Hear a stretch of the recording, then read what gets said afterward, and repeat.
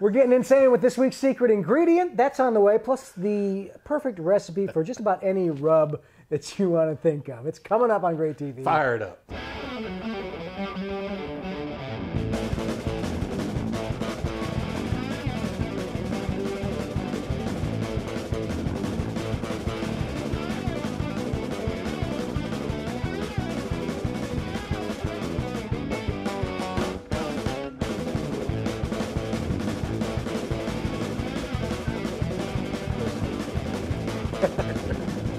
Where's the growler? Oh, we're going.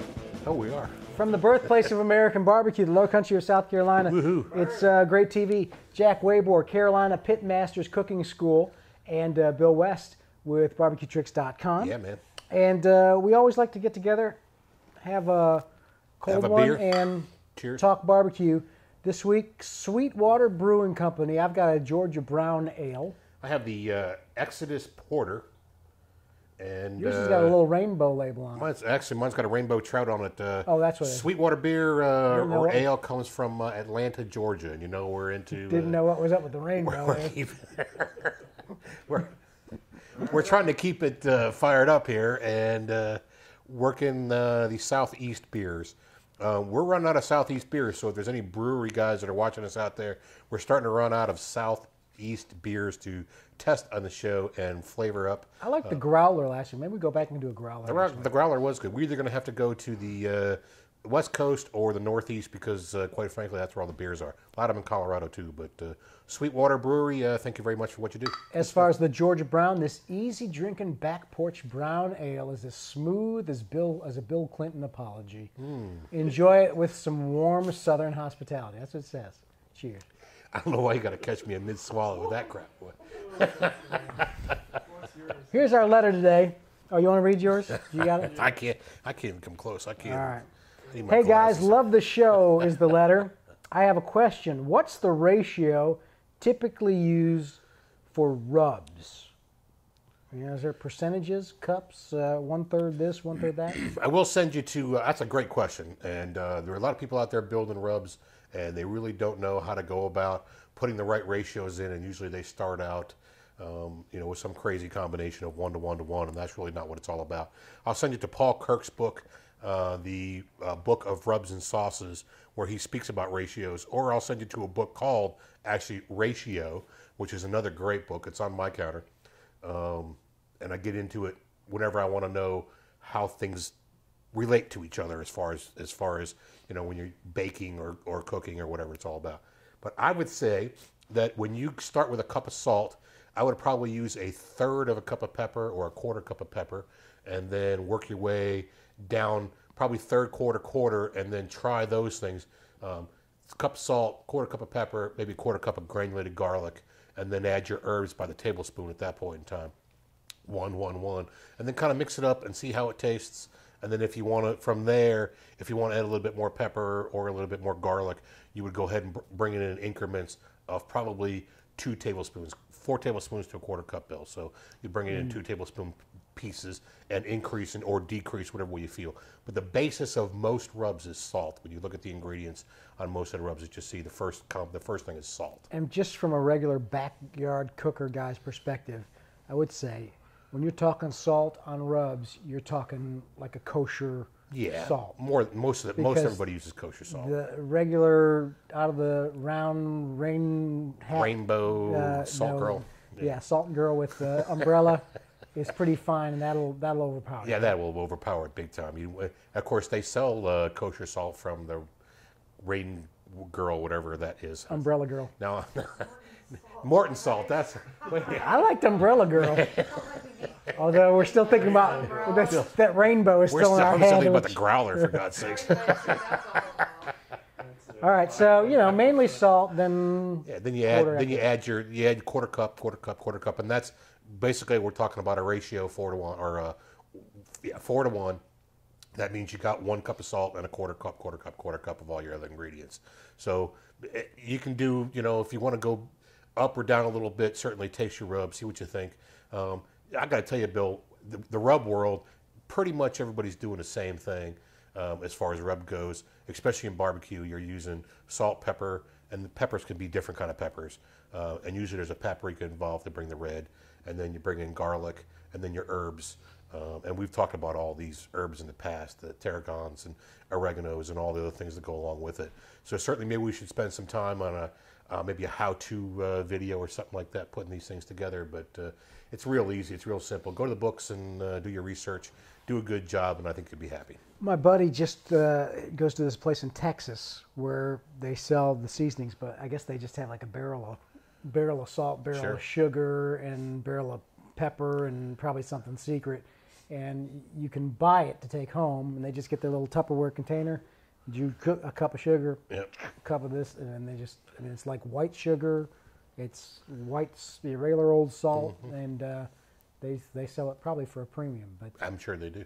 I think it was not Outlaw, but there's so many great barbecue places. Anyway, all right, rubs. We'll have to do some more. Hey, thanks Tony Newer who sent that email to us. Thanks, at Tony. GrateTV.com. It was wonderful. We appreciate it.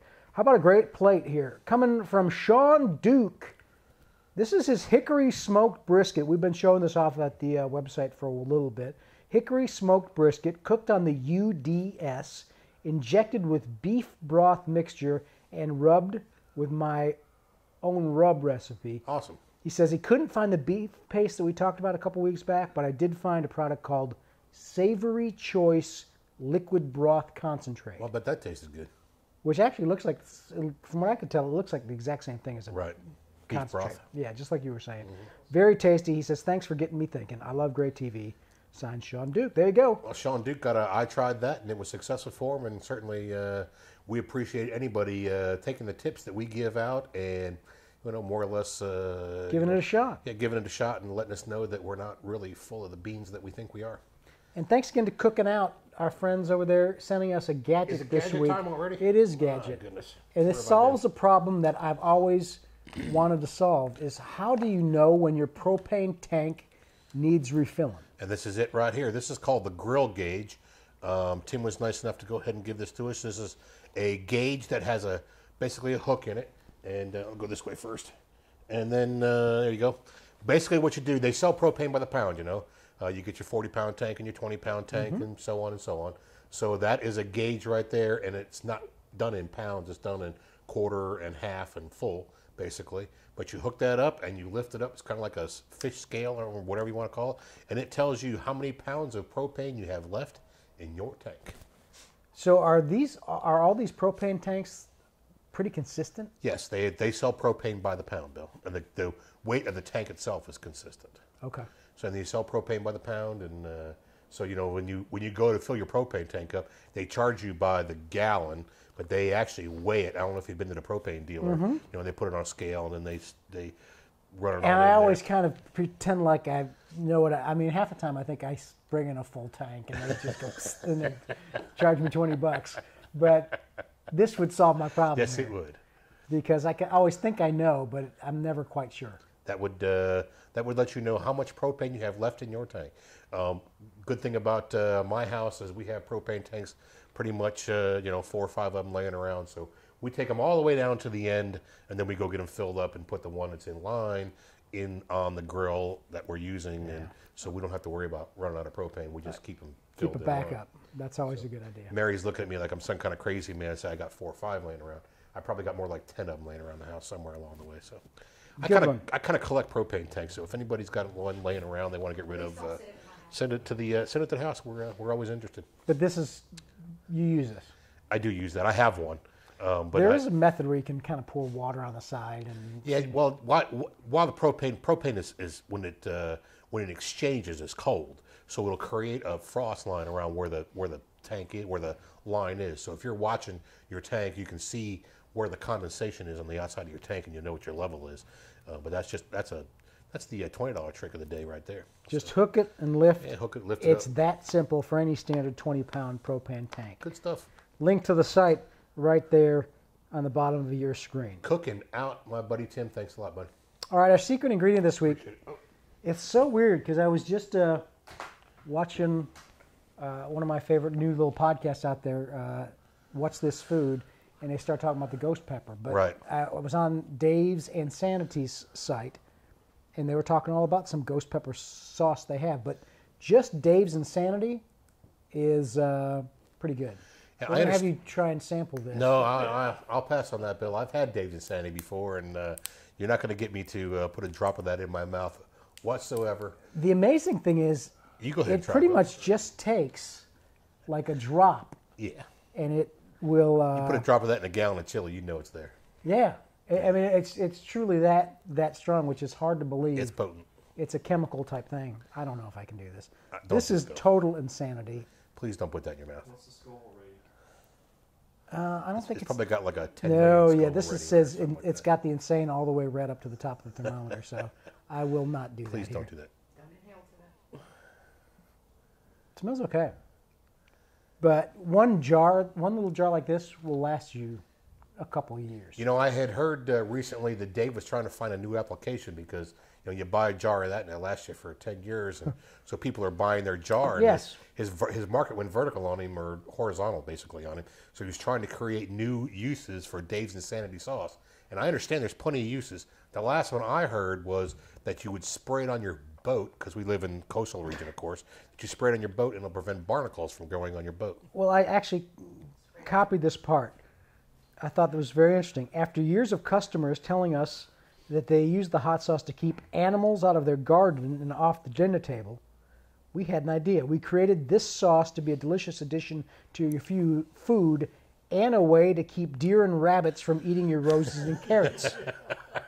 They have it in a spray, so you can spray it on your tender vegetation. Give it to Dave for trying to think of a new way to market his product, and I understand it works very well. I like the product, yeah, and definitely you can buy one jar, and if you got one person in your family that likes it extra hot, it will bring hot to the table. There's no doubt about it, and it is that total insanity sauce that you got to watch out for. But please, please, please, people, be careful with the way you handle products like this, because you get into the wrong place, and it could be very uncomfortable. Yeah, definitely. Let's not go there. All right, davesgourmet.com. All right, what else Thanks, do we got? Dave. We appreciate that. What's next? What else? Where are you cooking next? Anywhere? Heat to the meat. Yeah, we're doing the. Let me see. The next one we'll be doing is barbecue for baseball. I think Smoke the Lodge will already be over by the time this show is taped. Barbecue for baseball, Somerville Miracle League, helping them raise money for a baseball field they have for special needs children, which is a wonderful, wonderful, wonderful organization, and special needs adults. They just started an adult league there for Wounded Warriors, and we're proud to be associated with that. And I'm sure in the next couple of shows, I got back recently from the National Barbecue Association convention conference, I think they called it, in Greenville, South Carolina, where I met all the who's who and what's of barbecue, and we'll have some stories to tell about that while we're at it, and review some products that I ran into there, and some books that I ran into there, and we're just going to have a great time with all that. So remember, keep the subscriptions running. We want to see you through what, iTunes, Bill, Facebook? Yeah, definitely. What you could do, which will really help us. We're still, we've been doing this almost a year. We probably should have a 1-year anniversary show coming up. We should, right? have a cake and everything. If anybody has a bacon cake they want to send, yeah, now that we had the bacon Don't cookies. send it to mine. feel free to send us a bacon Just send us cake. bacon. But the only way this show is going to kind of grow is through like Facebook and you taking it and posting things and making a comment. And if you do actually subscribe on iTunes, it would help us a real lot if you just give us a rating. We hope it's a good rating, and That's then right. make a comment in iTunes, because that's a huge way for this show to be seen. iTunes and YouTube. So that's it. That's it, gang. Remember, it's very important in the world today that you think global, buy local, stay sustainable, and every chance you get, hug your mama.